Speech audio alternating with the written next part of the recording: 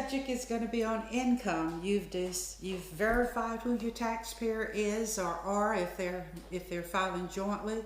You've decided on their filing status. You've determined who's going to be on their tax return as dependents. So now we're going to start taking a look at the income.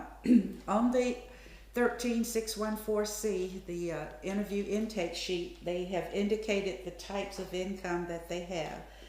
And basically, when we talk about income for tax purposes, we're talking about all income that they received. It could be in the form of money, goods, property, or services that is not exempt from taxes, I should say. And that depends on the tax law. Okay, it includes the income that they earn in the United States as well as other sources outside the United States. Or it could also be from the sale of a primary residence, or it could be from the sale of other property that they had. Okay. Some of the income may or may not be taxable, but some of it would be reported on the tax return. Okay, gross income can even include Social Security, although part of it is usually not going to be taxable. In addition to that, it could be certain scholarships and fellowship grants could be included in gross income. Okay, when we talk about the income, we have income that's taxable that must be reported and is subject to tax, and some of the income is non-taxable, but it may have to be shown on the tax return. Okay, on page D1 of your publication 4012, you have a chart that gives you examples of taxable income, and then that's table A, and then the bottom part of it is table B, is examples of non-taxable income. From table A, the most common situations or kinds of income that you will probably encounter is going to be wages, some cash income, compensation for personal services. We do see a few canceled debt documents that come through. We have some people that do have dividend income. Some have gains from the sale of property or securities. We have a few people that actually report gambling winnings. We have some that have IRA distributions. We have quite a few that non-employee compensation, that's our self-employed people. We have quite a few that have pensions. Okay, let's see, we have quite a few that are receiving Social Security. We have some that have tips. And then we also have some, we'll probably have more for 2020, that have unemployment compensation. Those are the most common ones that you can expect to see. Some of the ones that are shown in that table are actually going to be out of scope for us, and the front of your publication 4012 kind of gives you information on what is within or out of scope. Okay, in the bottom chart, table B of that chart, the bottom part of the table, we have the examples of non-taxable income. One of the ones that I get questions about quite often is child support. Child support is not income to the person that receives it. Okay. Another one that I sometimes get is the supplemental security income. It's called SSI. Some people get that confused with Social Security, but that is different from regular Social Security, and it is not taxable income. Okay. If you'll notice, Social Security is included in Chart A and Chart B because depending on the filing status and the amount of income, other income that's going to be shown on the tax return, part of the Social Security can be taxable.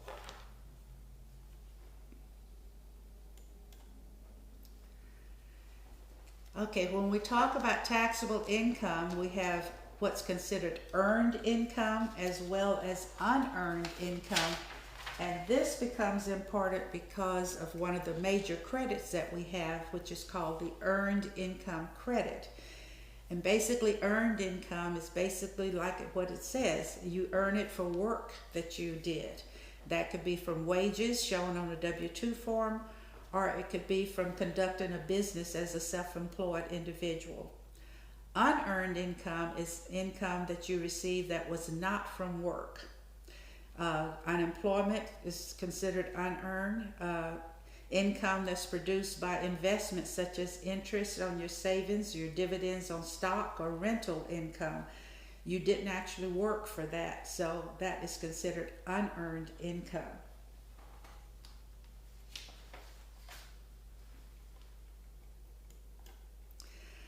Okay, the most common form that you will probably see during this tax season is going to be a W-2 form. That's the document that people who work for someone else as an employee will receive at the end of the year, that shows the income that they earned, as well as the federal income tax that was withheld and some other information that's on here. So we'll go over it kind of step by step. The employers are required to get this to the employees by the end of the year. Okay. All right, so the employee identification number, well, let me just make one statement before I start going over the different lines. When you are inputting this information into TaxSlayer, you want to input all of the information as it is shown on the paper document that you have. Okay, the first box up there, box A at the very top, says employee's social security number.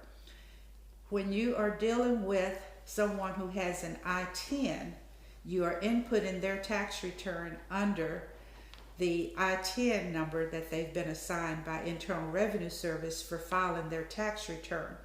But when you look at their W-2 form, most of them, in fact all of them that I've ever seen, have a social security number there. So when you go to your W-2 screen to do your input, normally that I-10 number will automatically populate, and you're going to need to make sure you change it to show what is on the actual paper document. Okay. The employee identification number should be on the document, as well as the employer's name and address. Box 1 says wages, tips, and other compensation. Once you enter that information into TaxSlayer, then usually number 3 and number 5 are going to automatically populate with that same number. If it is different, if there's a different figure in box 3 and 5 on your paper document, you will have to override it and type in what is actually shown on the document. Number 2 indicates the federal income tax that was withheld. And again, number 4 and number 6 normally automatically populates based on what you put in number 1. But when you change it in box 3 and 5, then box 4 and 6 will normally automatically change and usually matches what is on the document within a few cents. But again, make it show what's on the paper document that you have. If you have someone who does work for tips and they've reported those tips to the employer, then you will have an entry in box 7. Okay. Sometimes you will have an entry in box 8 as allocated tips. Okay, let's see, going back over to the left side, you're going to have the employer's name and address. Sometimes once you input an employer identification number, a name and address will automatically populate. Make sure that it matches what is on your form, and if not, change it. Likewise, in box E, as in Edwards, employee's first name and initial, and the employee's address, F, is all in that same box. The address that you have input for the client's address when you started the tax return is automatically going to populate there. But quite often your W-2 forms will have a different address. And sometimes you'll have multiple W-2 forms with multiple different addresses. For each input, for each W-2 form, make sure that the address that you have in box E and F matches what is on the paper document for you. Okay, going on over to number 10, dependent care benefits. Some employers actually provide benefits for their employees when they know they have small children that are in a daycare. If there is an entry on the W-2 form for box 10, then you're definitely going to need to add a form 2441 for dependent child care to the tax return. And if that individual did not actually pay for child care, then the amount in box 10 is going to actually be income to them. Okay, I have never seen anything that I can remember in box 11 for non-qualified plans. However, box 12 we do see quite often. You will have a code with an amount. Again, it's enter what is on the paper document, and it does allow you to make multiple entries for box 12.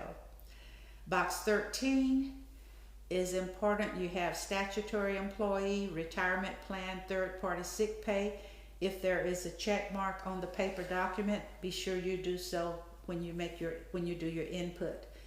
Periodically, we do have W-2s that will have an entry in number 14. Again, if it's on the paper document, input it when you do it on TaxSlayer. So actually, it's like you are mirroring whatever is on the paper document that you have.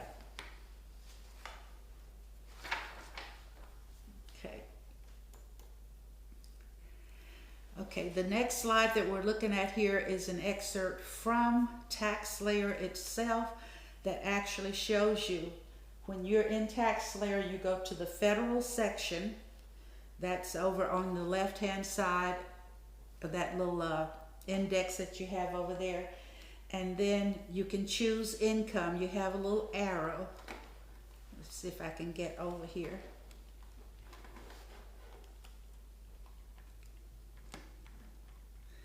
Okay, you have income, and then it brings up the different types of forms for you to, and different titles for you to choose to put in the different types of income that you have. And as I said, the W-2 is one of the most common ones that you will see over and over.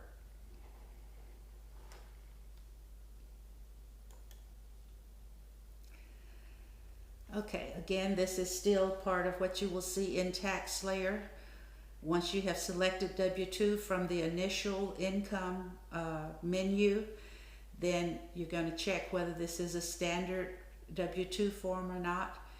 Very seldom do we see anything other than standard W-2 forms. However, we do have some people that come in and say they have been unable to secure the W-2 form from their employer. There is a procedure whereby if they have not received that W-2 form by February 15th, they can call the Internal Revenue Service for help.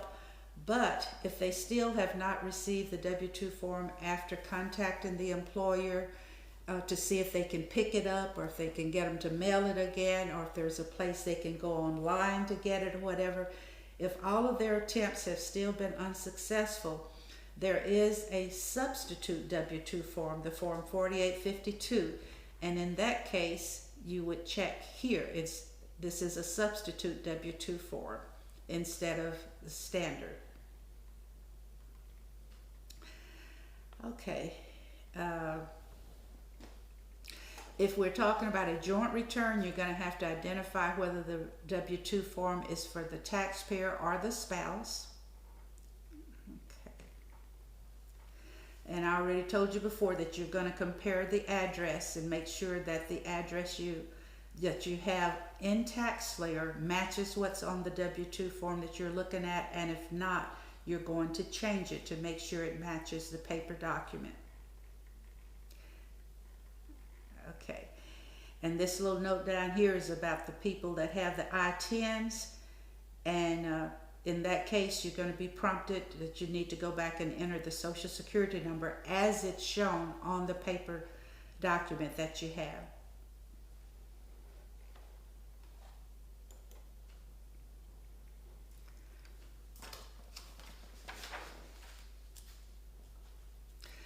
Okay, again, this is still part of the tax layer input screen for the W-2 information.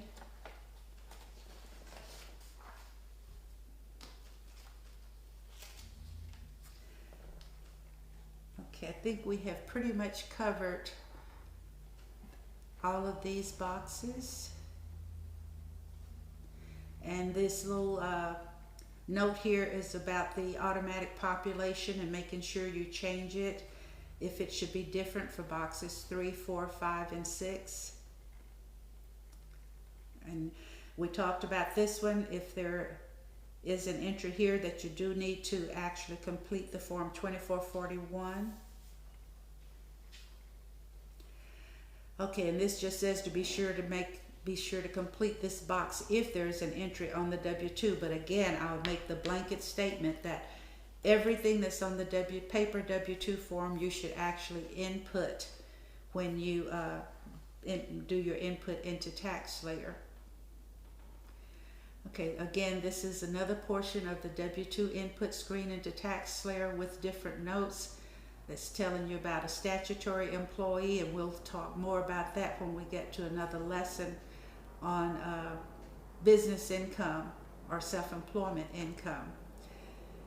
And just have some additional notes here. If this is checked on your W-2, then you're going to make sure you check it. But that third party income, it is actually taxable, and it's included in box 1. Okay, there's a special note here about the Medicaid waiver payment that the taxpayer may choose to include it for the calculation of the earned income credit. And it tells you that these payments are received for providing support for services under a plan to care for someone who lives in the home with you.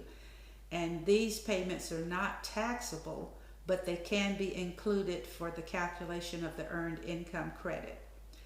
And it tells you where you can go to get more information about those particular payments in your publication 17 or your publication 525. And you can get to any of those by going into the www.irs.gov.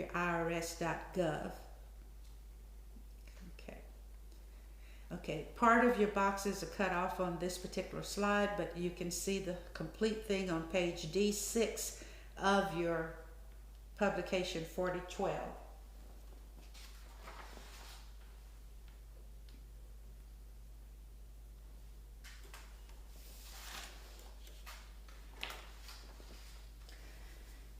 Okay, again, this is still part of the input for the income from your tax layer, but this one is when you have chosen the subject of less common income from the initial income menu.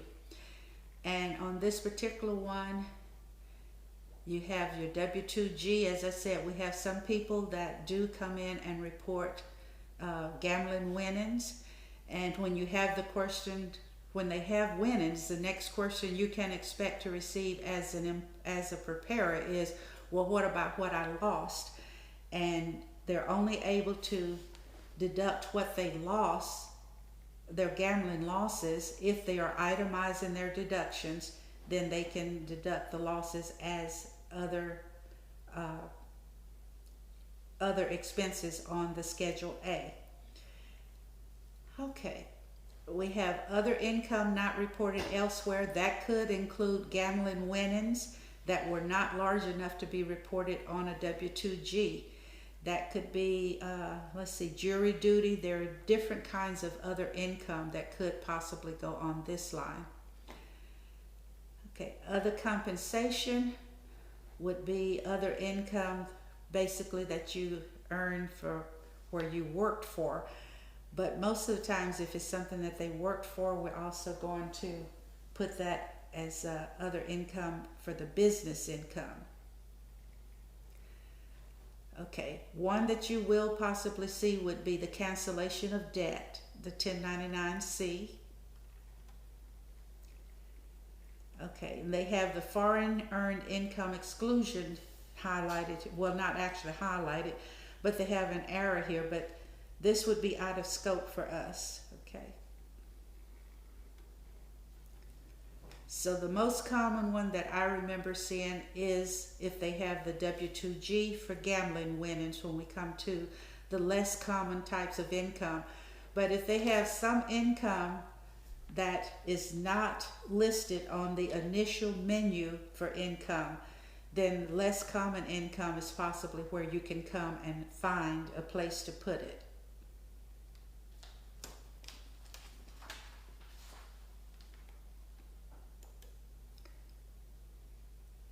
Okay, here they're also showing scholarships and grants. Now, not all scholarships and grants are to be included as income. You will later have a lesson on education credits, and you'll find out more about scholarships and grants and which ones would possibly have to come over and be reported as income. Okay, household employee income. Normally they are going to have a W-2 form. I have not had anyone that actually came in and reported that they had household employee income and that did not have a W-2 form. Also, I've never had anyone that came in who had been incarcerated that reported income as prisoner earned income. But if someone actually did have that, this is a place that you can put it in the less common types of income under the other compensation section. Okay, and although on the 13614C they have indicated different types of income that you have, we recommend that you always ask them after you've finished with those items, is there any other income that I need to report on the tax return? Because if they forgot something, this could trigger their memory, and they are responsible for ensuring that everything that has been reported on the tax return. Okay, the next type of income we're going to talk about is interest income. And normally your clients will have a Form 1099 INT that reports the interest income. Okay. In addition to this particular form, sometimes they will have what we call a consolidated form that will actually show interest income, dividend income, possibly other miscellaneous types of income. But this is your most common form. Again, when you are inputting this into TaxSlayer, you're going to input the information exactly as it is shown on the document itself. Okay. The exception to that would be if the recipient's tax identification number populates and it's an I-10, then you want to change it to the social that's shown on the actual document if in fact it is a social security number. Okay, so we have the interest income, is very important. We have if there was an early withdrawal penalty. If you put this here, then it should show up as an adjustment on the tax return. And we'll talk about adjustments a little bit later. If there's interest that was paid when a person cashed a savings bond, that's going to be different. It would show in item 3 instead of item 1. Income tax withheld, you'll seldom see it, but if it's here, you want to be sure to input it. It is voluntary, not mandatory, that income tax can be withheld. So sometimes you will see it here. Every now and then you will see foreign tax paid, but again, if you remember to input everything that's actually on the paper document, the program is set up that it will automatically take those items to other parts of the tax return if applicable.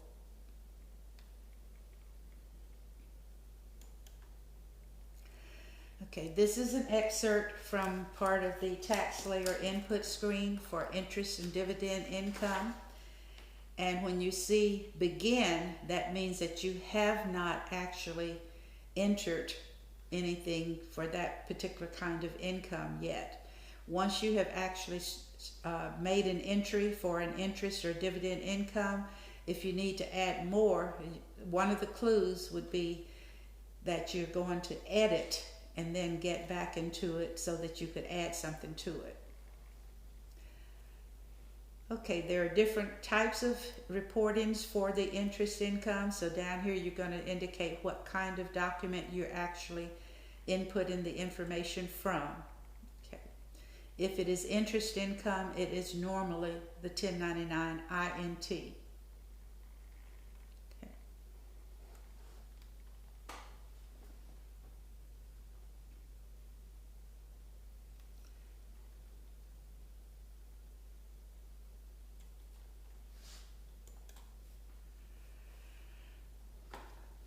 Okay. Again, we're still looking at a portion of the tax layer input screen for the interest income. And again, once you have input everything from one document, if you have a second document with interest income, here you have a place that you can say save this information and that you need to enter another document, another 1099 INT.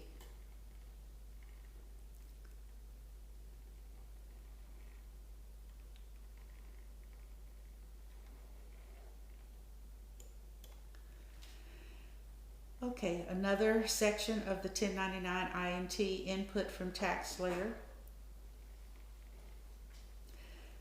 Okay, with some little notes about bond premiums and a situation where it might be out of scope for us if you have an entry here.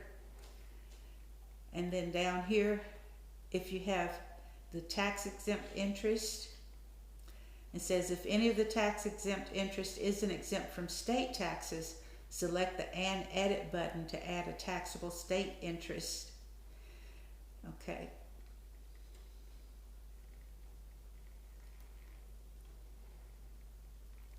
Okay, and then another little note that tells us if we have interest on out-of-state municipal bonds that is not taxable for the federal tax return, but is generally taxable for the state return. Now, as a general rule, we do not prepare state tax returns. There may be some exception to that, but as a general rule, we do not prepare state tax returns. But we do have a lot of people in Texas, even though we don't have state income tax, we have a lot of people who have moved in from other states that have to file a state tax return, and they have to have their federal tax return prepared to be able to do their state tax return. Okay, the next document that we'll talk about is the 1099 DIV, which is for dividend income. Okay, again, you want to input the information, all of the information as it is shown on the paper document that you have. The dividend income is normally where they have some investments and they're receiving dividend income from the investments that they have. Again, federal income tax may or may not be withheld. It's not mandatory. And you can see from here we have ordinary dividends, we have qualified dividends, then we have capital gain distributions. And all of this will show up in different sections of the tax return if you just make sure that you enter it into tax layer correctly as it is shown on the document that you're looking at.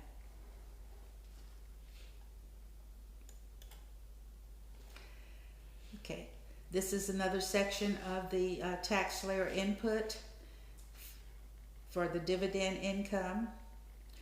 Similar to the interest, you have that you can save the information from the document that you're doing and actually go to another document if they have more than one.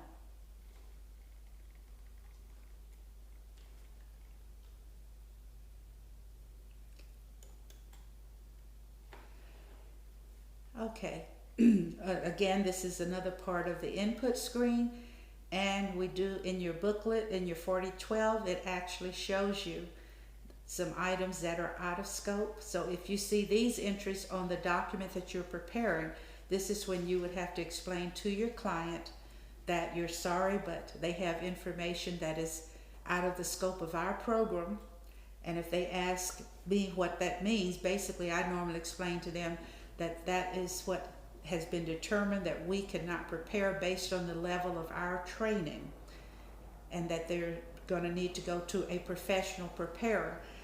And sometimes I get a question, well, who would you recommend? I do not recommend anyone. I just say, there are many out there. If you go online and search for professional tax preparers, you will find many that are out there. And then sometimes I will actually say that some of the most common ones, of course, that have been around a long time, there's H&R Block, there's Jackson Hewitt, but I'm not going to recommend any of them. Also, in certain situations, I would recommend that they possibly check with, having a senior moment, AARP. AARP has people that prepare tax returns, or they have in the past. I'm not sure what their situation is going to be this year with the COVID situation that we're dealing with, but sometimes AARP has been able to prepare returns that were out of scope for us. So I would sometimes refer them to them, because that's another free service instead of having to pay for the tax return preparation. Okay, the next type of income we're going to talk about is business income. And this is when we have taxpayers who are self-employed, and they're considered self-employed if they're carrying on an unincorporated trade or business, such as a sole proprietor or an independent contractor. Okay, sometimes they won't have any statement that's reflecting their income. We're simply going to do it from their records, or sometimes from them reconstructing their records. But we do prepare tax returns. For some of them, we have special guidelines as to what we can and cannot prepare, and we will be getting into more of those situations later. Some examples of these kinds of people would be plumbers, electricians, barbers, hairstylists, your Uber and your Lyft drivers. They're not considered employees, so they would be considered as self-employed.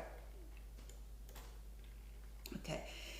If you have someone who is contracted to a business that they perform services for as a non-employee, as a self-employed person, and that company or whatever, or that individual pays them more than $600 during the year, they should be issuing them a form at the end of the year showing the amount that they paid them.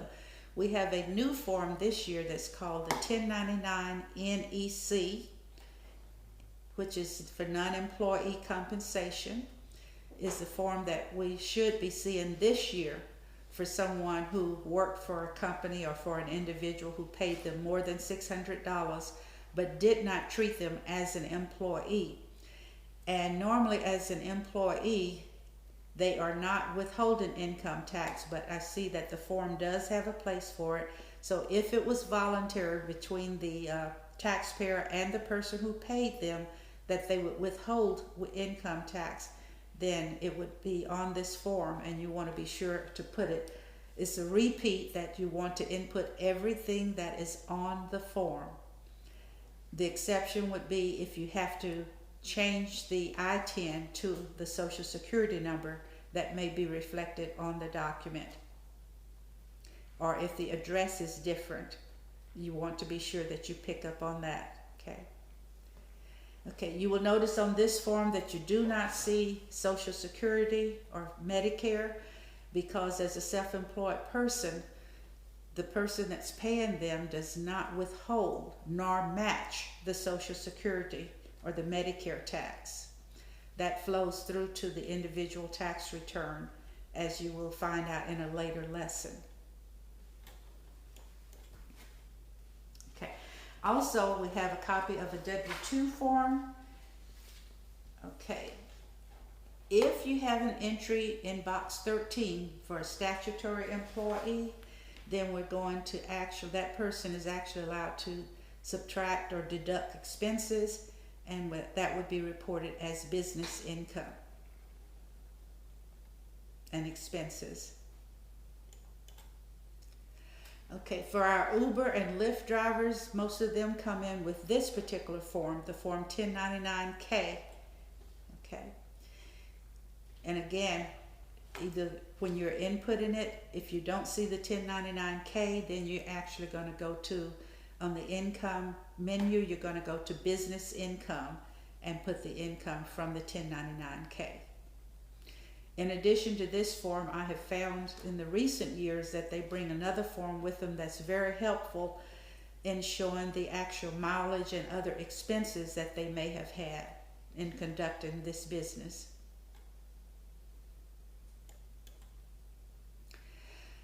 Okay, sometimes we have people or clients who come in and they don't really have good records or anything. They just know that they worked and they want to file a tax return. So this form was developed to kind of help at the intake person in gathering the information that is going to be needed for you as the preparer. Now, it has not been updated yet. I noticed that it still says 1099 Miscellaneous, which is a form that was used in prior years, prior to 2020. This particular form had a box 7 that had non-employee compensation, and this was what the individuals or the companies would use to report the income they paid to a non-employee person if they paid them more than $600 during the year. But now this would be the NEC. Okay, so were you self-employed, ran your own business, or did you receive this form? If so, check the statements below that apply to you.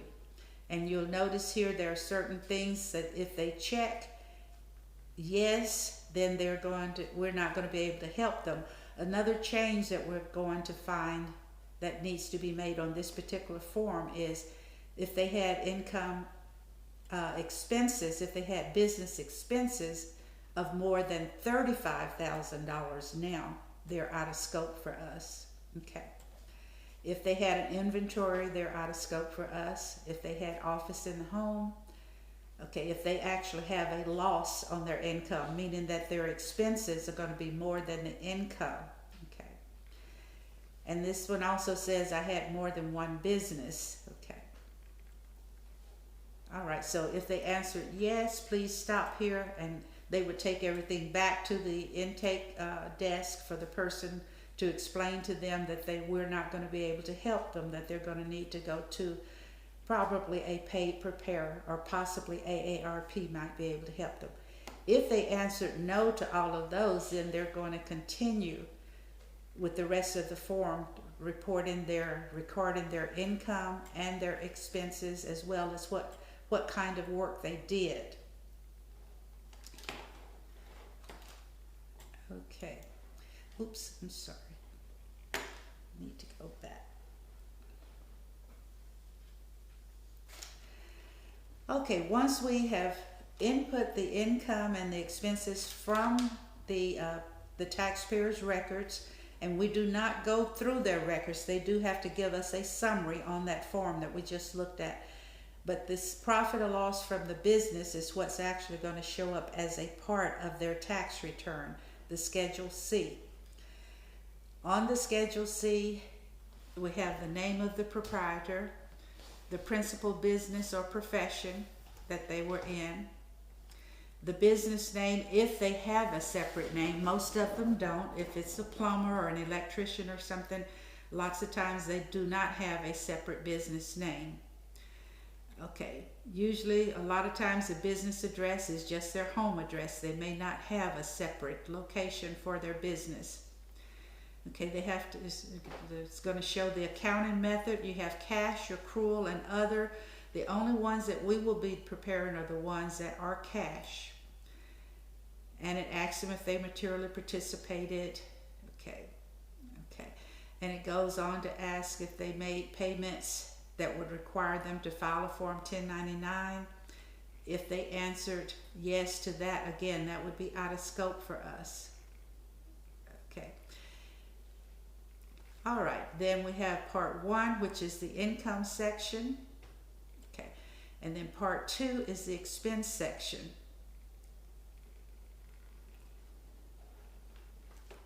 And we will be talking more about the different kinds of expenses later. Okay, Part 3 says cost of goods sold. This is still looking at the Schedule C. Part 3 is cost of goods sold. This has to do with inventory. So this would be out of scope for us because we don't do the ones that have inventory. Part 4 is information on your vehicle, and most everyone we do have who's self-employed, we will be completing this section where we input the information about the use of their car or their truck. And then we have other expenses. The Schedule C that we looked at before has some of the most common types of expenses.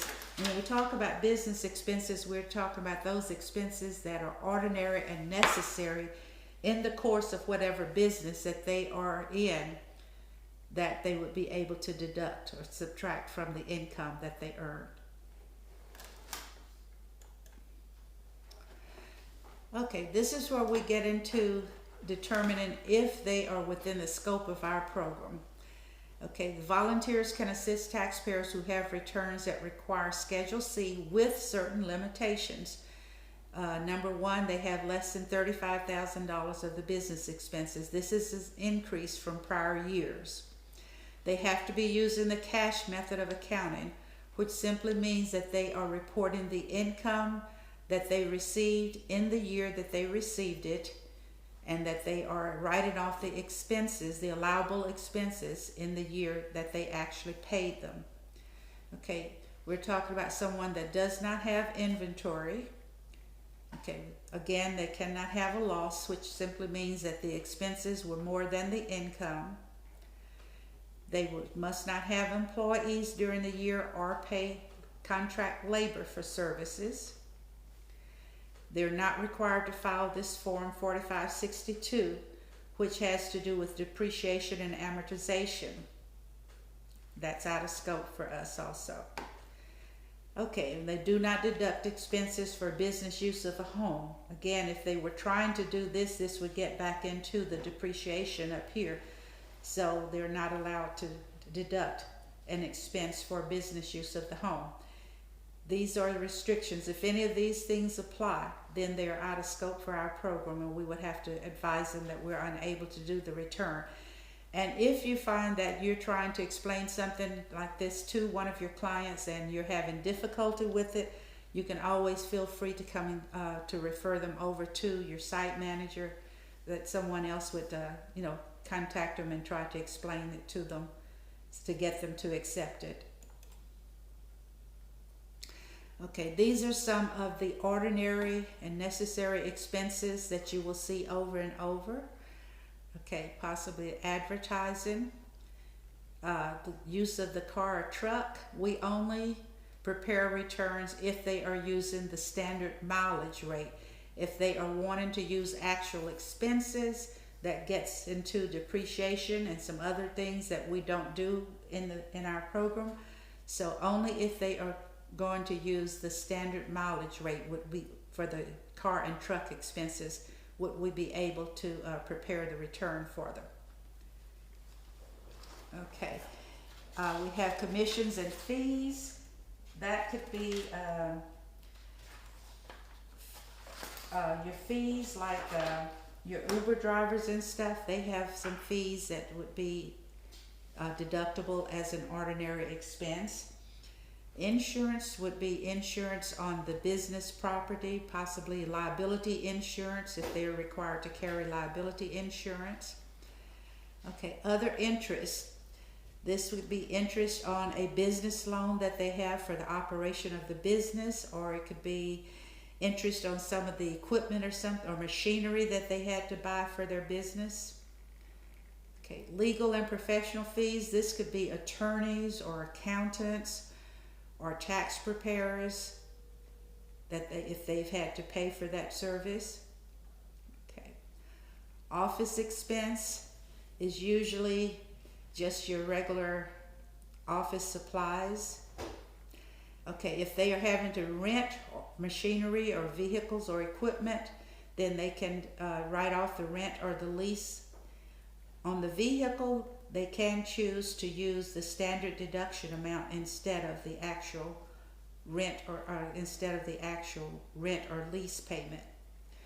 Repairs and maintenance could be on machinery or equipment, or it could even be on a place or an office that they have, or a building that they're using. Supplies could include many things, depending on what occupation that they're in. It could be office supplies, or it could be supplies that they use to actually perform repairs or something. Okay, taxes and licenses. If they're in an occupation where the state requires that they have to have licenses, the amount that they pay for that would be considered an ordinary business expense. Okay, when we get to travel and meals, this is necessary travel and meals away from home, not vacations, but necessary travel and meals away that the expenses they would have in connection with that while they travel away from home. Okay, utilities, that's usually like your electric bills, your gas bills, whatever utility bills they have that they have to pay for the operation of their business. And then there could be other expenses. Some of the other expenses that I have seen traditionally might be the use of a cell phone. And if it gets to the use of a cell phone, they're not going to be allowed to write off the full amount unless they have a phone that is dedicated just for business. And usually they're using the same phone for personal and business. So then they have to come up with a percentage of usage that would be connected to the business.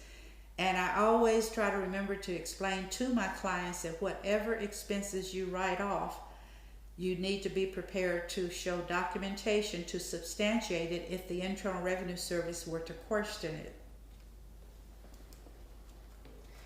Okay, some other expenses that we see traditionally or have to do sometimes with the use of the vehicle. If they have to pay tolls or parking fees, they're able to deduct that in addition to the standard mileage rate, and usually we put that under other expenses.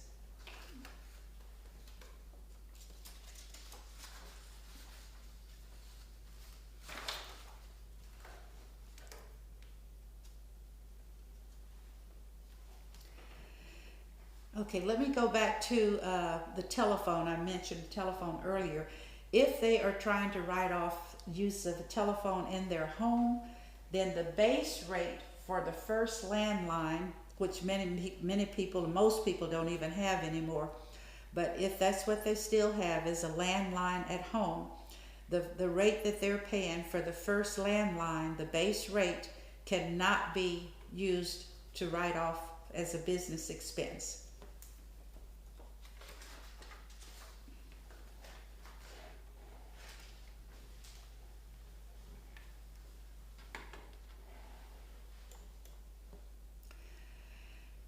Okay, so we go back to an excerpt from the tax layer input screen, back to the income menu. If we're talking about that self-employed person, if they have a 1099 NEC, which I think is actually in the menu screen in tax layer at this time, it wasn't when this was printed, but I think they have added the 1099 NEC. Then you would enter the income from the NEC. But if they did not have it, then you would actually come here and select profit or loss from a business to start entering the information from that activity. We may still have some people that will still try to use the 1099 miscellaneous since that's what they're used to using. However, I did look at the one for 2020, and box 7 no longer shows non-employee compensation, but they may try to enter it in box 3 where it says other income. So if you have someone that has a 1099 miscellaneous with an amount in box 3, it's going to be important to ask them what that income is for. And if it is for services that they provided, then we know that it actually does need to be reported as business income. And it's important that we do it as business income instead of other income, because the profit from a business is subject to self-employment tax, which is equivalent to the Social Security and the Medicare tax that you pay as an employee. Someone that's working for themselves and not having income, the Social Security and the Medicare tax withheld, they have to pay it when they file their tax return. Okay, so it's important that we report it properly so that we can capture all the taxes that are due.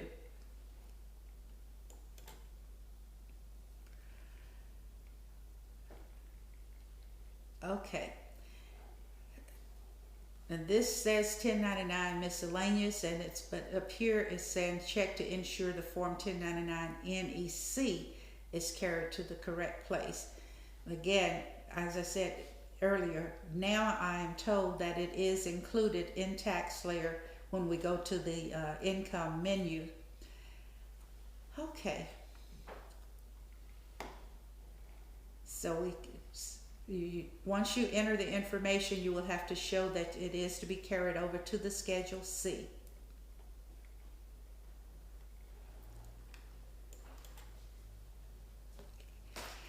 Okay, once we get to the Schedule C, then they start asking basic information about the Schedule C, about your business.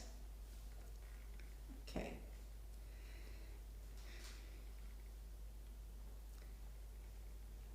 And most of these we've already pretty much touched on.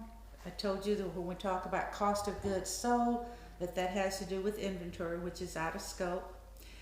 And another point that I need to make, we talked about the documents that they could present that would be included as self-employment income. A lot of them don't have those forms. It may be just that they're paid in cash or that they're paid by way of check, and so they have to come up with that information from their records. But whether there is a form that reported the income or not, the income does need to be shown on the tax return. Okay. When you look at this one, on this particular chart or section of the input screen on page D17 of your publication 4012, you just have some pointers there telling you about things that are out of scope, and some points about other expenses to kind of help you along, to guide you. Okay, we previously covered this, that the accounting method must be cash. Okay, and when they talk about inventory, we're not going to be concerned with that because those returns are going to be out of scope for us. Okay, and with the taxpayers that we deal with, the clientele that we deal with, when we talk about materially participating, it just means that they actually perform the service or whatever so they do materially participate. That actually has to do with whether there is a loss on the tax return, and again, we're not going to prepare the tax return if there is a loss. That would be out of scope for us.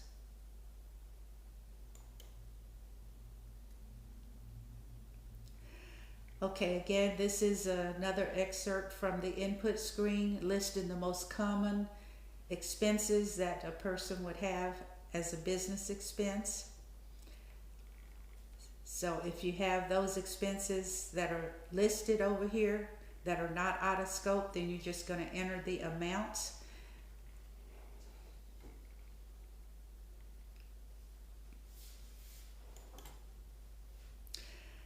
Okay, most of ours will have this car and truck expenses. So this was part 4 on the back of the Schedule C, but here you have the actual input screen. Okay, and it shows using the actual expenses deduction, and it tells you some of the things that would be included, but it also tells you that this is out of scope for us. As I said previously, we're only going to do the return if they're going to claim the standard mileage rate. So they want a description of the vehicle, and they give us an example of what we would put there, like the year and the make of the vehicle. Then it asks the date that you first placed it in use for business or placed it in service for business. Okay, and then they're concerned with the total miles, but then you have to break it down as to how much of it is business miles, how much of it is commuting. And again, when you go to page 20 and you look at this, you have the little pointers there as to what's considered business miles. You also have what's little pointers as to what's commuting miles. And then other miles, just things for personal use, like maybe going to the grocery store, going to the doctor, or whatever. But then all of these miles in these three categories should equal the total miles. And then IRS wants to know if you have another vehicle available for personal use. Okay. Or was this vehicle available for personal use during the off-duty hours? They want to know if you have evidence to support your deductions. You should have. And again, if our client that we're working with did not keep records for the year in question, we need to educate them that they need to start doing so. Okay. If you checked yes that you have evidence, is the evidence written? And it should be to protect themselves.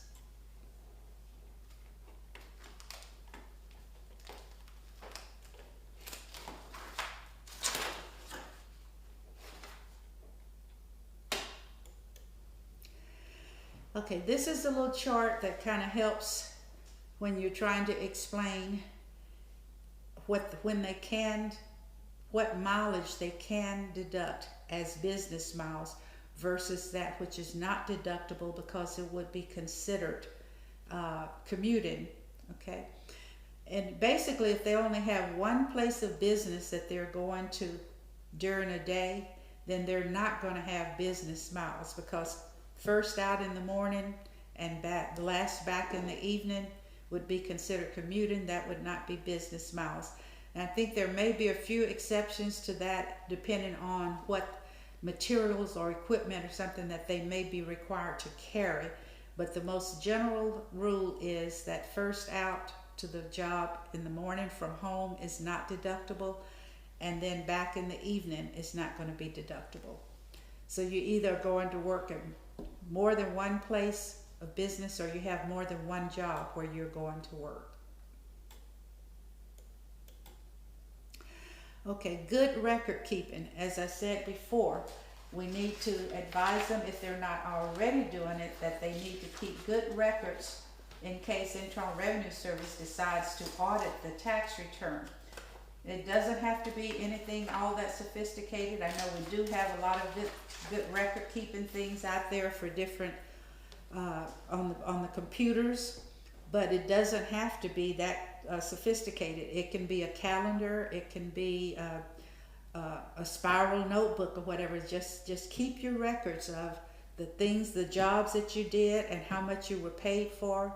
Keep your records on all the equipment or the supplies that you had to purchase for that job. Keep a record of where you went to for your mileage, if you went from one place to the other, or if you had to leave the job and go pick up supplies or whatever. Your canceled checks are a good place for keeping up with the income records. But again, we are not going to sit down and go through all of these various things when they come into us to do the tax returns.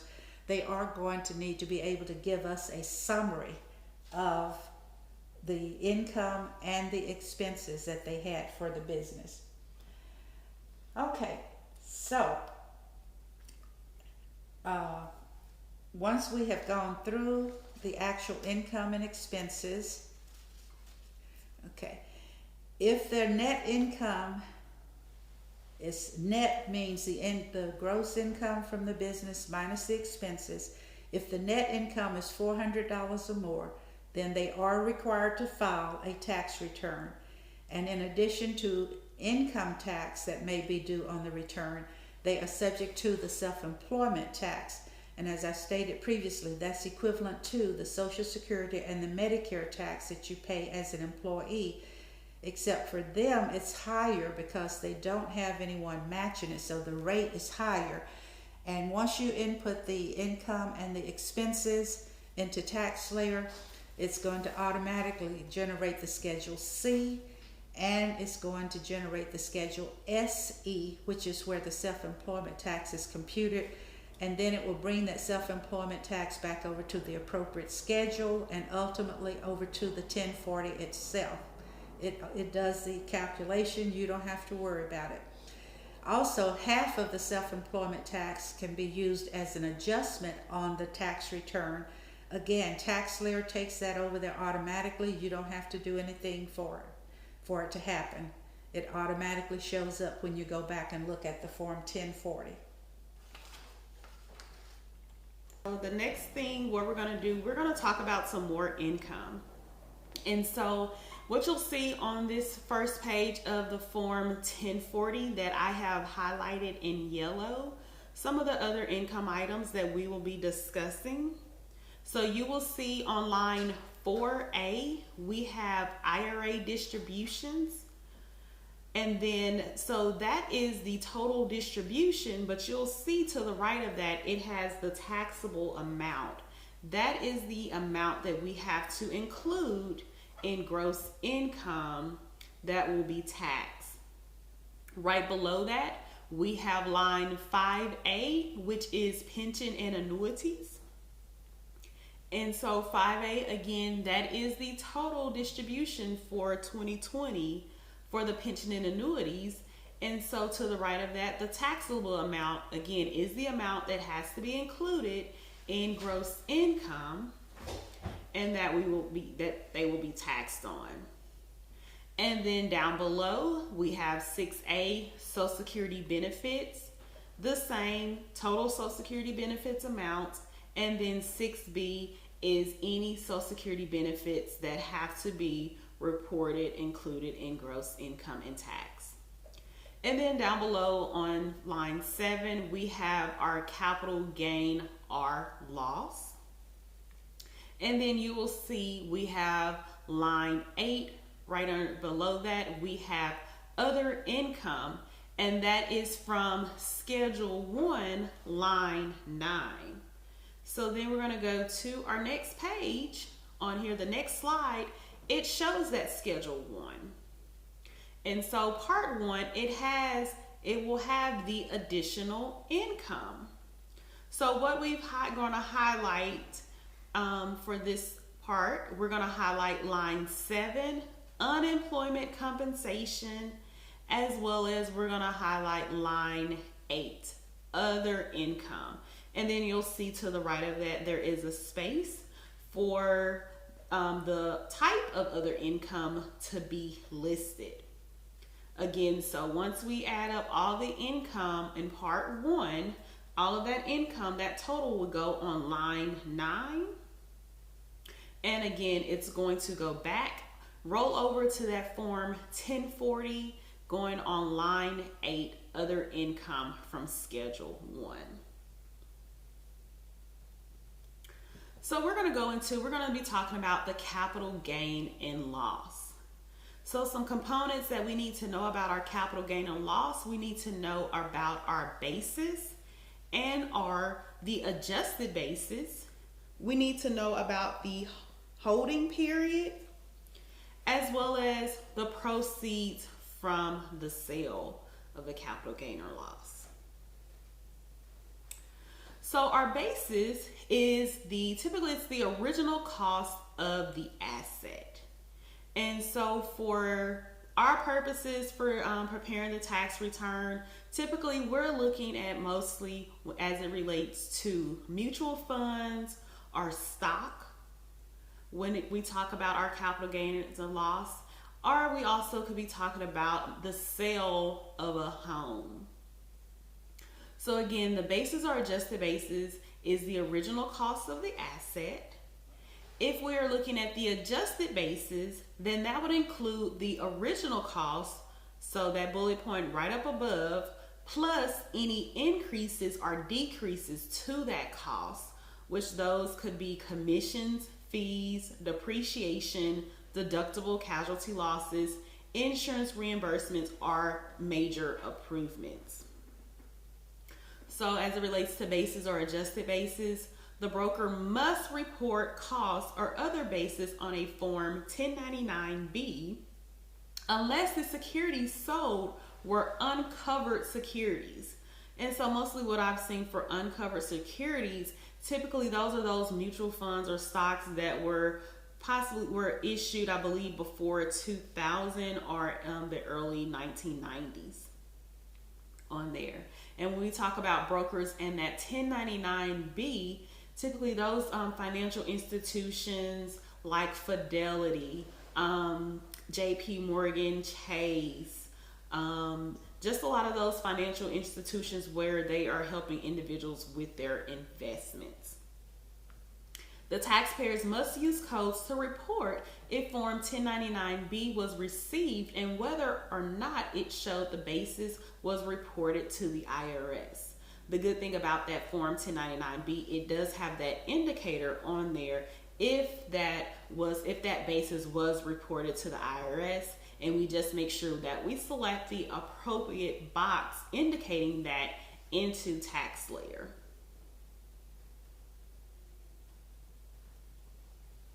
So when we talk about the holding period, we're classifying that capital asset to determine if it is short-term or long-term. It's going to be a short-term property if it's held for 1 year or less. It's considered long-term if it's held for more than 1 year. Long-term capital gains are taxed at a lower rate than short-term gains. And that's not something that you don't have to worry about because TaxSlayer will calculate that for us. Again, brokers must report whether the gain or loss is short-term or long-term on the Form 1099-B unless the securities sold were non-covered securities. So when we look on the Forms 1099-B, which I will show you a little later, coming up, it will classify and let you know if the capital gain, if it is short-term and long-term. So on those, the investment companies, they do break that up for us to be able to see. We're not having to look at the dates. So they will lump all short-term capital assets together as well as all long-term together. And also they're going to have them classified if that basis was reported to the IRS or not. That's another breakdown that it will show. So the proceeds from the sale. Form 1099-B will reflect either the gross or net proceeds for a stock or a mutual fund. And then we may see a Form 1099-S, which usually reflects gross proceeds from real estate transactions. If they don't have either one of those forms, we would have to ask the tax client some additional information. But typically we will see, we have instances where there is that 1099-B presented. We may have very few instances where we have a 1099-S. But expect to see from our tax clients, expect to see someone having to prepare a return with a 1099-B.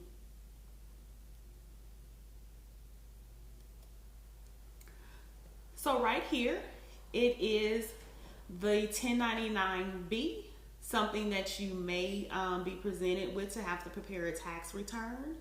And so you'll see where it has the space for the payer's name. That is the financial institution, whether that's JP Morgan Chase, Fidelity, whatever type of investment company.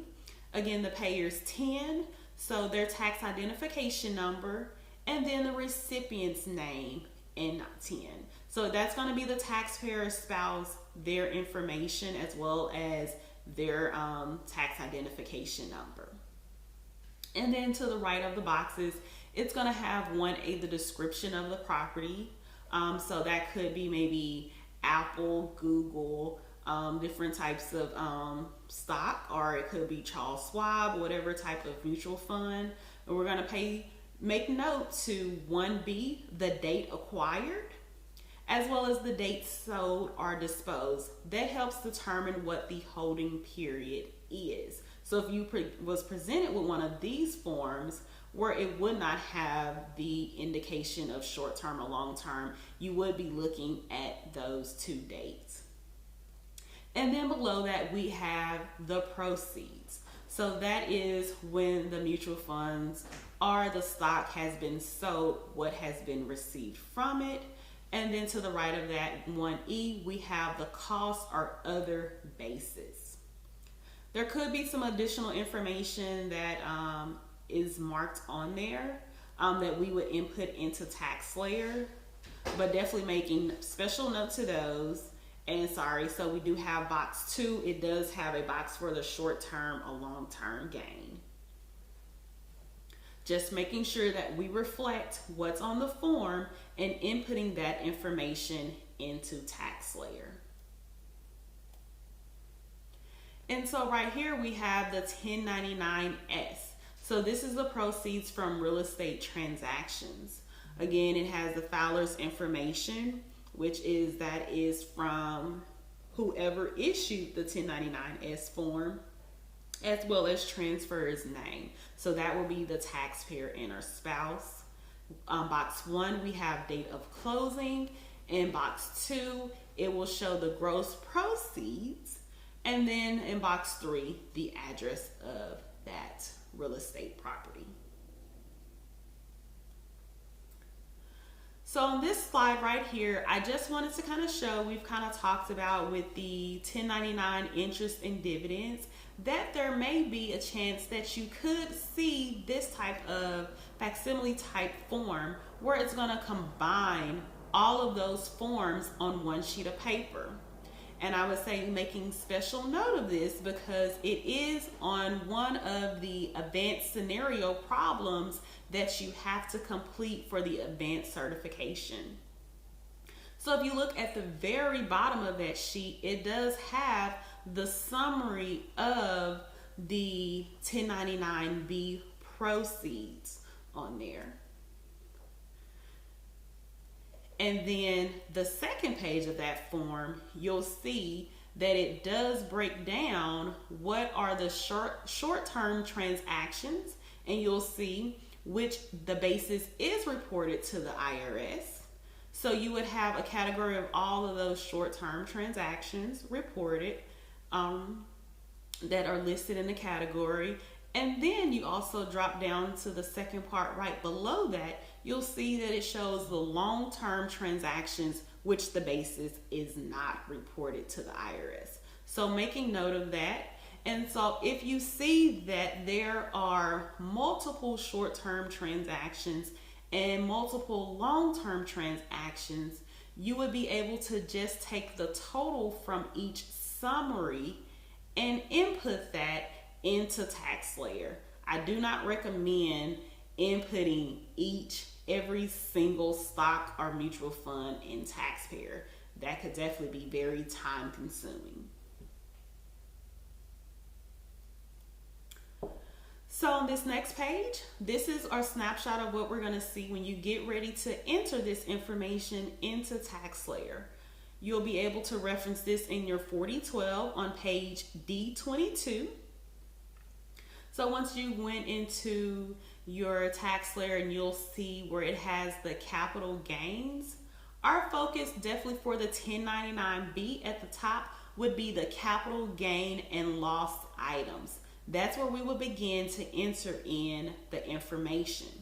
Now I also want to make note of down below, it has other capital gains data on there, and you'll see where it has those two arrows.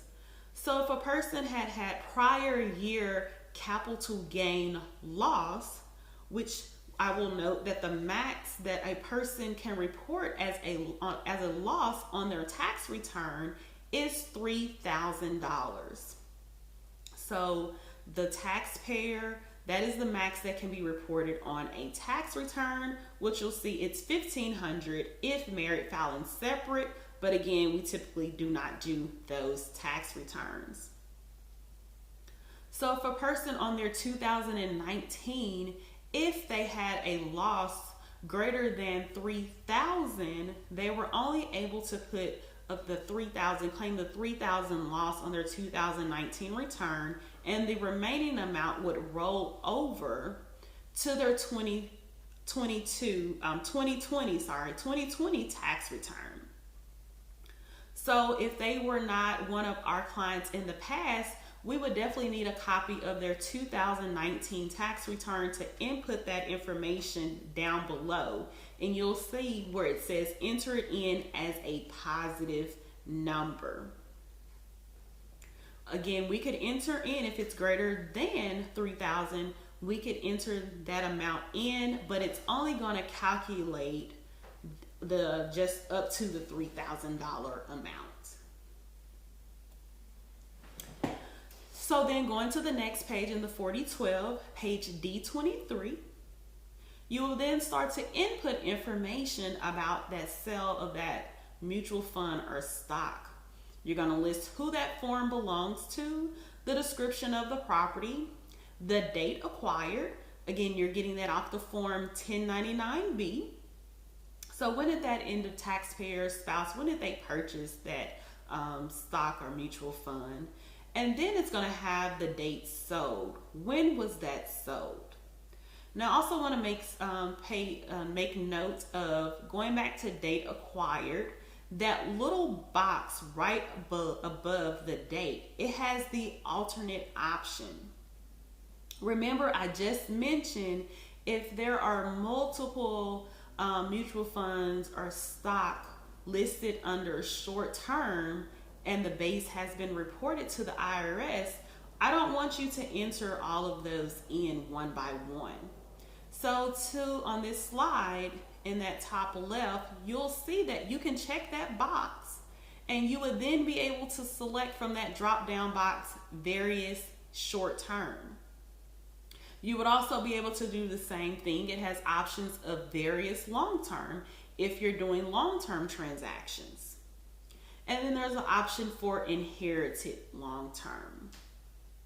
So that is an option. We'll want you to select that if you see that there are multiple mutual funds or shares listed under each category. And then we go back to the date sold on there. Also the same thing with the date sold, but typically it will not let us select various short-term or long-term.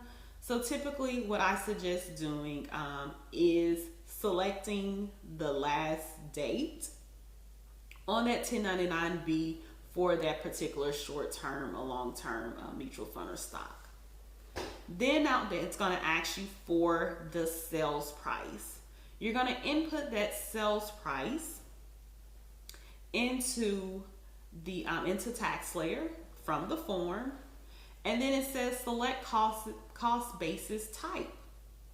And then it's going to ask you to select whether the basis was reported to the IRS or the basis not reported or did not receive the form 1099B. And again, in most cases, we have the 1099B with us. So 4012, page D24, it continues on where you're going to put the cost. How much, what is that basis for the mutual fund or the stock? What is the basis that was reported? And then down below, it has adjustments. This is any additional adjustments that need to be reflected or that was listed on that 1099B or 1099S. Adjustments, we do not put the gain or loss. We do not subtract the proceeds from the cost. Tax layer does that for us. These are adjustments that we may see on the 1099B. For example, if there is a code W where it shows that there is a wash sale, so the taxpayer may not be able to get the full difference from the proceeds and the cost. So you may not have to input anything for adjustments, only if you see that on the tax form. So then we talked about the sale, the 1099S, which is for the sale of some real estate. But for us, we are able to file on the tax return if there is a sale of a main home. So the sale or exchange of a main home must be reported as a capital gain or loss if the taxpayer cannot exclude all of their gain from income, the taxpayer has a gain and chooses not to exclude it, or the taxpayer received a Form 1099-S for the sale or exchange. So definitely knowing if we are presented with a 1099-S on there, that we would then have to enter that into TaxSlayer. We would have to enter that information. So generally, if tests are met, the taxpayer can exclude up to $250,000 of gain. And if both the taxpayer and the spouse, if they both meet the test and file a joint tax return, they can exclude up to $500,000 of the gain. Only one person needs to meet the ownership test. And typically, if that has been their home for 2 years or more within a 5-year time frame, and they have not sold or exchanged a home within that time frame. So where would we enter that information in TaxSlayer? You'll see that on the 4012, page D29. It's going to ask information about how many days in the last 5 years was that was your home your main home, how many days in the last years that you own your home, and as well as the information, same information for the spouse. And then down below, check if you received the first time home buyer credit, and if you received the credit in 2008, or you did not meet the minimum ownership requirements to exclude the repayment of the credit. We're going to talk about that first time home buyer credit when we get to our other taxes section. And then at the very bottom, check here if you qualify for the maximum exclusion or reduced maximum exclusion. So that was just on that previous page where we talked about being able to exclude up to $250,000 of gain on the tax return, or if married filing joint, $500,000. So then we just have the next page on 4012D30, where we're able to enter in additional expenses that may be some expenses that may be related to the sale of that home. So selling expenses for our property taxes, realtor expenses, we would put that information in here. So also we want to know, this is for the gain. If the sale is a loss but must be reported because Form 1099-S was received, we just need to note that the loss on the sale of a main home cannot be deducted. We may have to report the gain, but again, the loss on the sale of a main home cannot be deducted because that would be a personal item that we would be unable to report.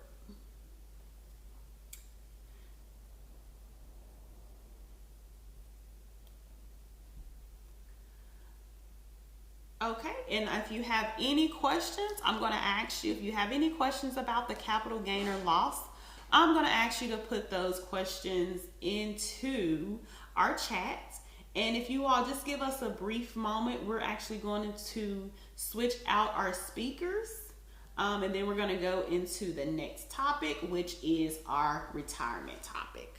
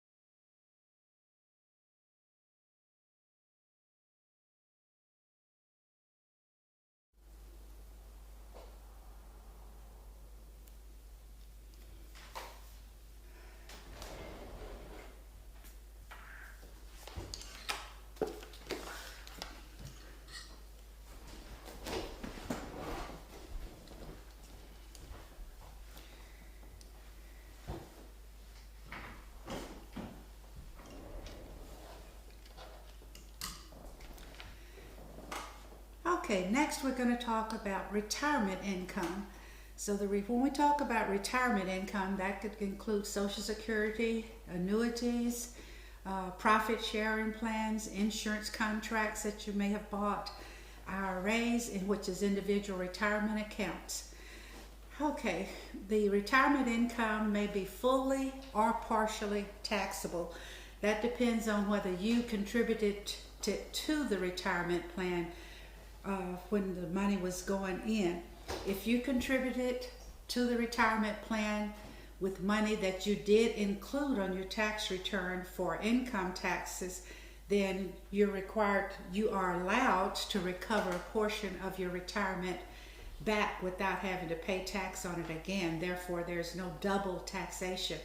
However, if you did not contribute to the retirement, let's say your employer actually made all the contributions, then it's fully taxable.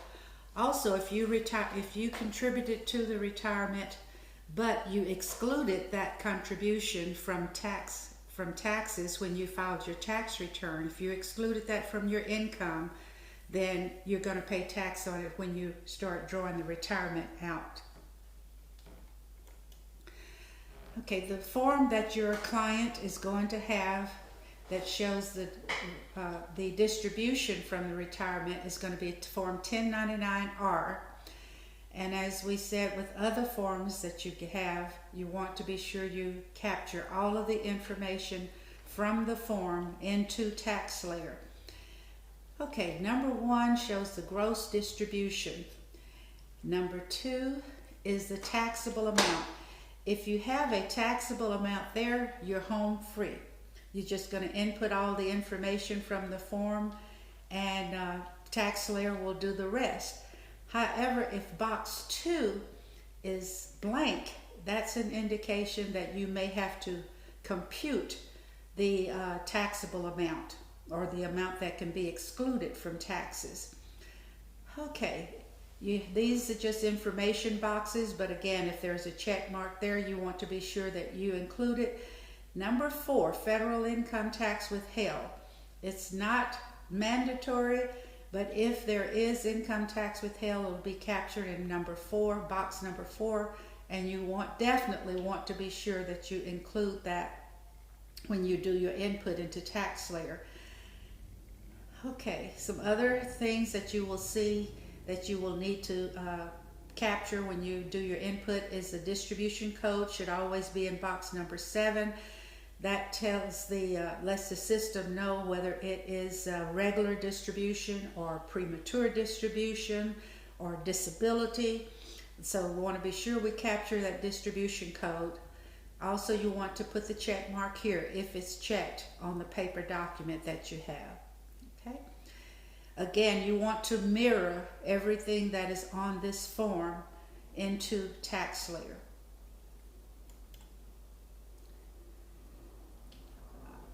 Okay, if the retirement document does not show you the amount that is taxable, then you're going to use, and that box 2 is blank, then you're going to use what we call the simplified method to compute the tax-free portion.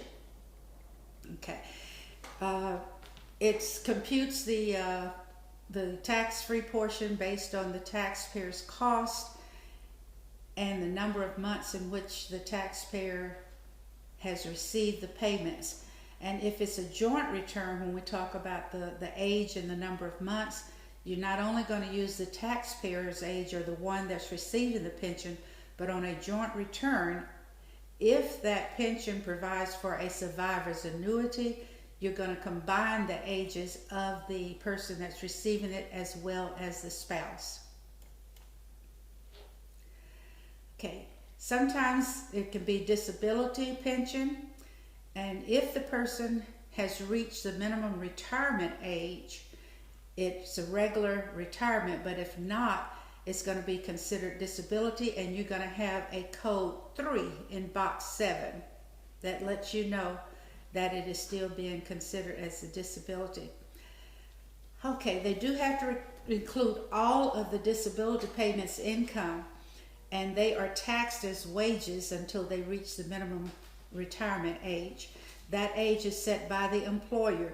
Age 59 and a half in a lot of cases is considered minimum retirement age for a lot of things when we talk about taxes, but actually the minimum retirement age is set by each of the employers. Okay, so if the person receiving the payments has not reached the minimum retirement age, it is considered as wages, the benefits that they receive. But once they reach the minimum retirement age, the disability payments are treated as pension. Okay, this is an excerpt from the TaxSlayer input screen. Okay, and you have IRA pension distributions, and then you have 1099-R, you have the RRB 1099-R, and then you have Social Security. Depending on which one of these documents you have in hand is where you're going to begin. Also, you have non-taxable distributions down here. I have never seen one, but the law does provide that a person can actually have a distribution made to a nonprofit 501c3 organization as a contribution, and they would not have to pay tax on that.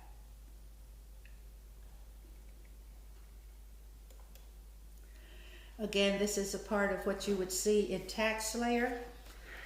Okay, so you do have to let them know if it's a regular or standard 1099-R or if it's a substitute, okay? All right, again, if we're talking about a joint return, then you have to let them know if it's for the taxpayer or if it's for the spouse. Okay, you're going to have, like we had on the W-2s and other documents, you're always going to have the payer's ID number, which is what they call the employee identification number, their name and their address. Okay. If the taxable amount is marked, as I said, you're home free. All you have to do is just enter the information. Okay, if this box is checked on this little line right here, it reads, do not carry to Form 8880. If that's marked, you would mark it when you do your input into TaxSlayer, and that prevents the taxpayer from getting the qualified retirement savings contribution credit. Okay, this one right here is very important when box 2 is blank. Do you need to calculate your taxable amount? Click here for options. Okay, number 2. Okay, this just says the taxable amount not determined, and sometimes it will show a total distribution. Again, whether you mark it or not just depends on whether it's marked on the document that you're looking at. And as I said earlier, sometimes tax will be withheld. It's voluntary, but if it's there on the document, you want to be sure you input it into TaxSlayer so that we get credit for it when the return is being completed.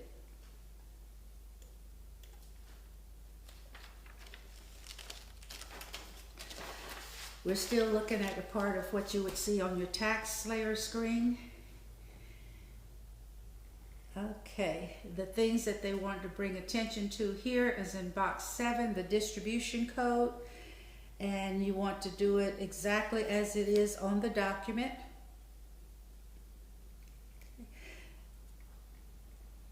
Okay. On this one, it says IRA or SEP or simple. Again, you check it if it's checked on the document, otherwise you don't bother with it. Okay, number 9 is very important when you are having to compute the taxable portion of the distribution, because this is what the employee actually paid into the retirement, and this is the portion that he's going to be allowed to recover over his life expectancy tax-free.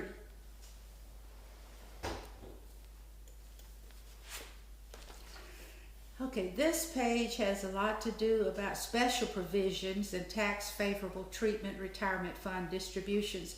And most of it actually has to do with what we experienced last year with the COVID-19.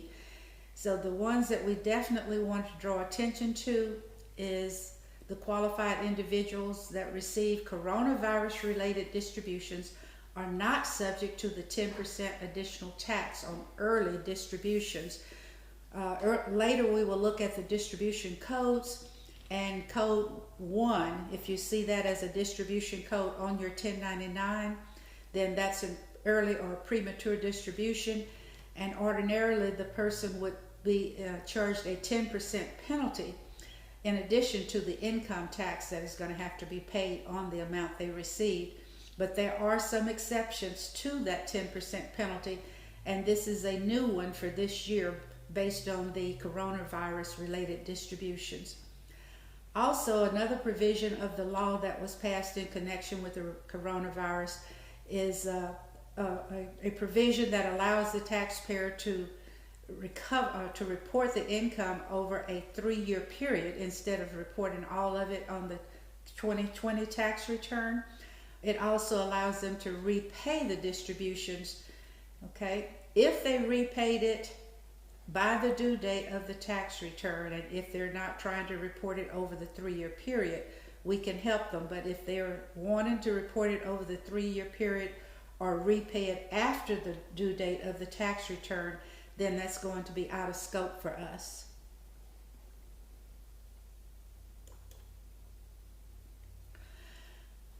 Okay, so if we check that little box that says we need to compute the taxable portion, we're going to get the simplified method worksheet as one of the options, and we just want to click on begin there, and then we will get started with the actual input for it to help us, or for it to actually compute the taxable portion of the pension or the distribution from the pension.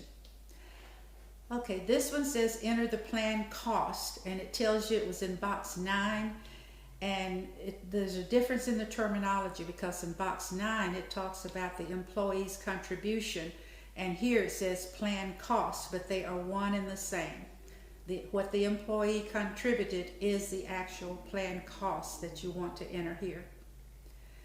Okay, starting date of the annuity, not the beginning of the tax year that they started drawing, but the actual date that they started receiving the distributions from the retirement plan. Here you have to check it if it is a joint or survivor annuity, and that depends on how they set it, how the person who owns the retirement set it up. They can either decide whether it's going to be just a retirement plan for them when it comes times for the distributions, or whether it's going to be going to provide, I should say, for an annuity for the survivor if they were to die before the other spouse. Okay. Death benefit exclusion, we don't usually see that. Here it wants the age at the start date. That's this date up here. How old was this person on this date? And if it's a joint return and it provided for a survivor's annuity, this is going to be the age of both people on the tax return as of this date. Okay, this one says amounts previously recovered. Very seldom have I had anyone that came in that could tell me exactly how much had been recovered in prior years. Normally you're going to get into a computation by taking the tax-free amount that was computed for this year and then multiplying it times the number of months prior to whatever year's tax return you are doing. For this filing season, most likely that's going to be your 2020 tax return. However, we do prepare some prior year's returns, but most of ours should be the 2020 tax returns. So then you would have to include that amount here, how much they should have recovered in the prior years from the time they first started receiving the retirement payments. Okay, we all also have what's called a rollover or disability. And again, this is in tax layer. It says check here if all or part of the distribution was rolled over, and you have to put the amount that was rolled over. And normally you're going to know it's a rollover by a code G in the distribution code box on the 1099.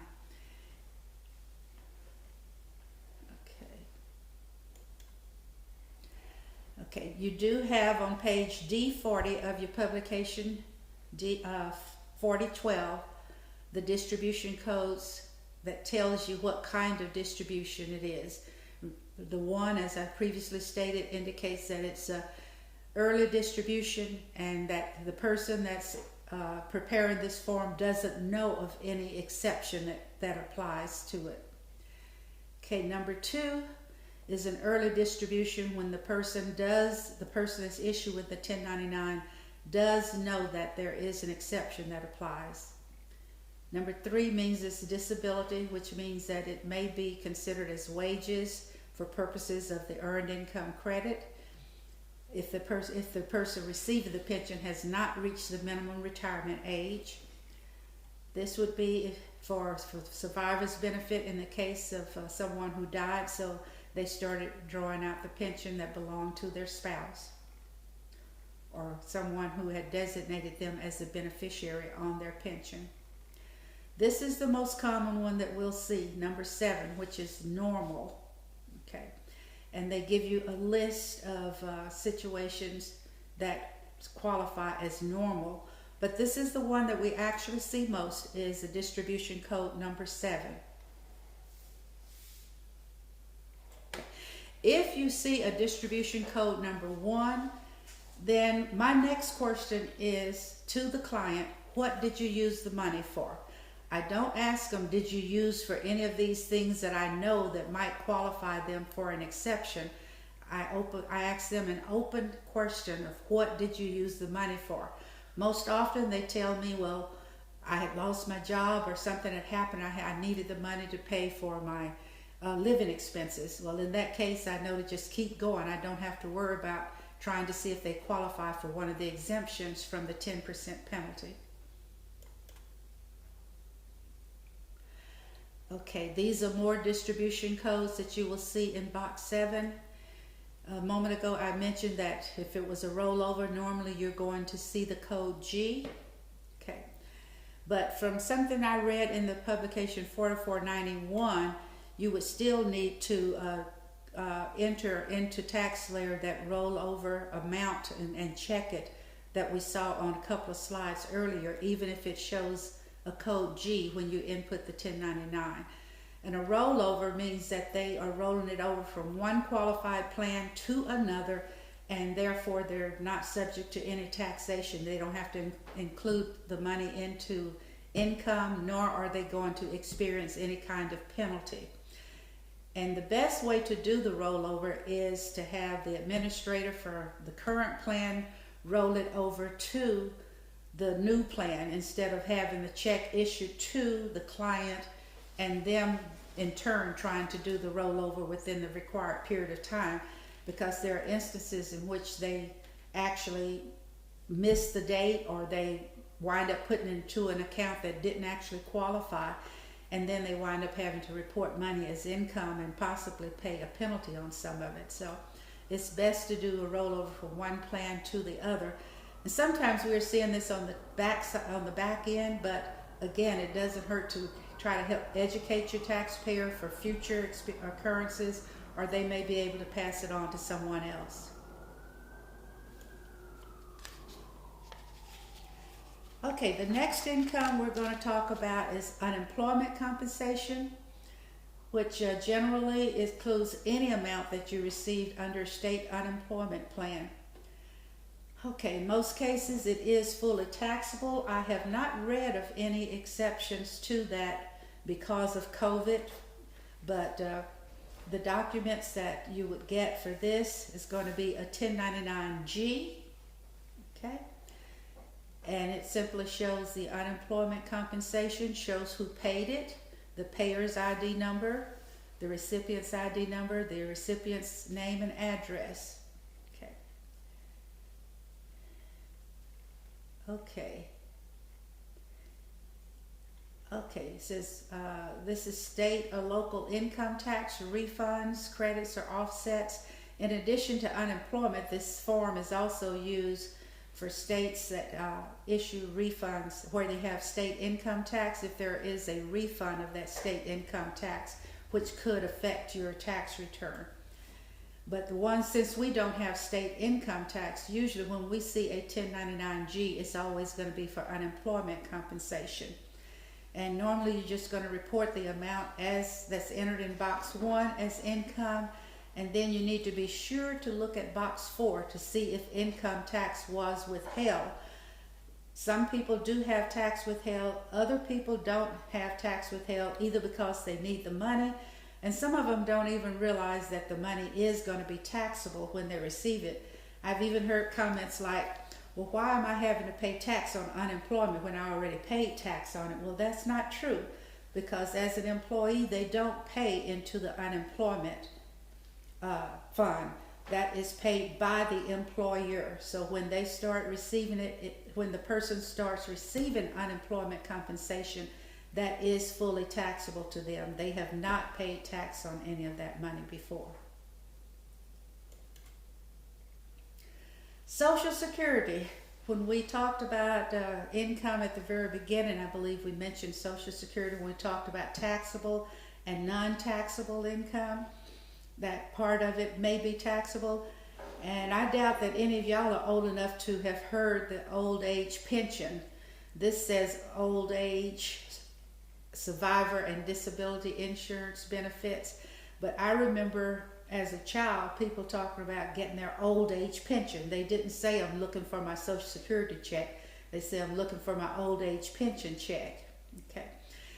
Okay, it's usually monthly payments, and it can be your Social Security. It could be that you're drawing it as a survivor or someone that was entitled to Social Security, or it could be because you are disabled.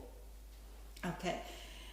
They do not include supplemental income, which is SSI. And as when we went over the taxable and non-taxable income, I explained that SSI is different from Social Security, and the SSI is non-taxable. Okay, it goes on to tell us that certain government retirees who receive a pension from work certain government retirees who receive a pension from work are not covered by Social Security. And I'm very familiar with that. As a civil service retiree, we did not pay into the Social Security fund. So if you did not work outside of that job, you were not eligible for Social Security based on your earnings throughout the years. Okay. Eventually, we did start paying into the Medicare portion, but we did not pay into Social Security. So at retirement age, we normally don't qualify for Social Security unless you may have worked on a part-time job or some other jobs during the same time and paid into Social Security on those jobs. Some portion of the Social Security benefits received may be taxable. That depends on your filing status and the other income that is shown on your tax return. Generally, if Social Security benefits are the only source of income, then the benefits are not taxable. And we do have people that would come to our sites or that will possibly contacting us virtually that think they may have to file a tax return, but the intake specialist will normally identify that if all they have is a Social Security, to be able to tell them that they're not required to file a tax return. Some of them may want a return filed anyway, and in most cases we do it. Sometimes that's to try to keep down on identity theft. They want to have a tax return of their own on file. Okay, this is a copy of what the form SSA 1099 Social Security Benefit Statement looks like. Okay, when it comes to inputting the income into tax layer, you're going to be inputting the amount that's in box 5. Okay. Okay, this one does not show as well. It doesn't have any figures, but normally you're going to have some amounts in here. The person's Social Security number, their name, Then you will have how much their benefit was, and you will also have information on how much they paid for Medicare on this form.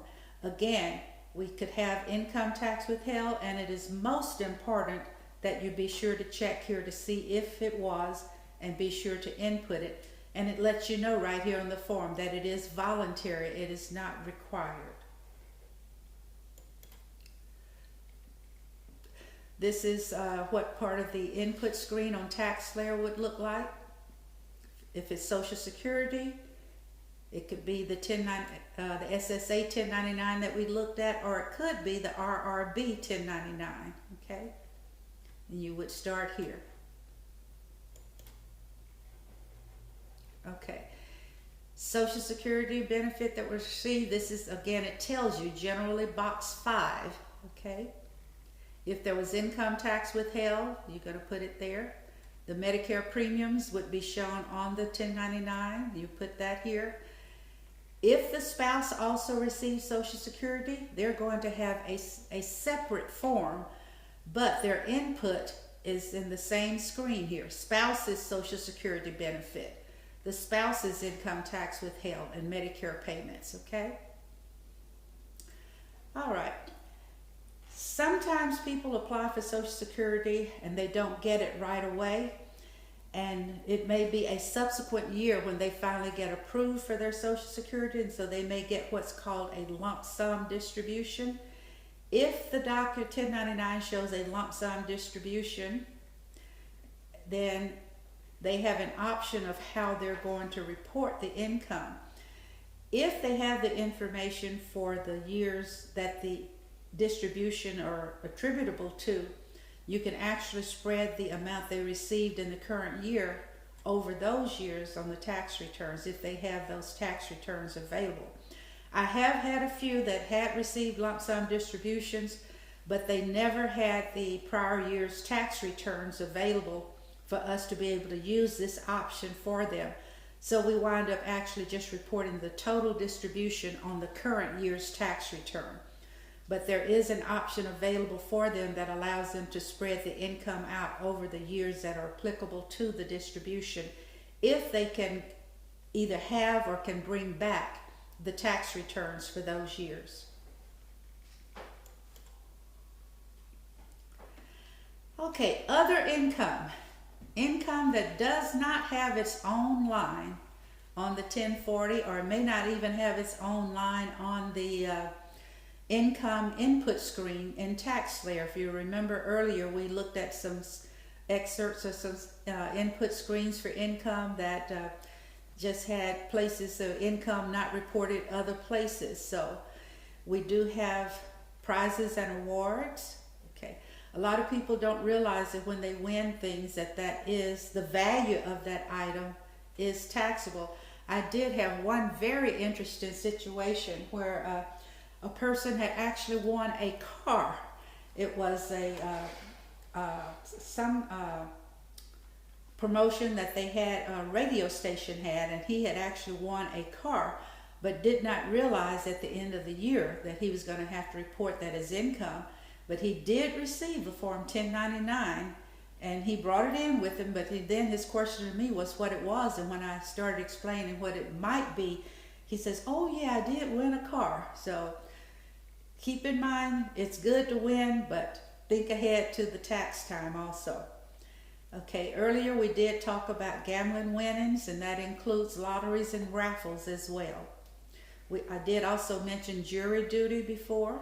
Okay, jury duty, there is an option to either just go in and report the money on the tax return, or in some cases people get paid for the time that they spent serving as a juror, and when they come back, if they turn over the jury duty pay they receive to the employer, then they don't have to report the jury duty income. We do have a few situations where people have received a 1099-C for the cancellation of some debt that they owed, and in most cases people are very happy when they get a note from the company that they owe that they have written off the debt that they owed them. without realizing that that company is going to report the value of the write-off that they made, and it's going to have to be reported as income later.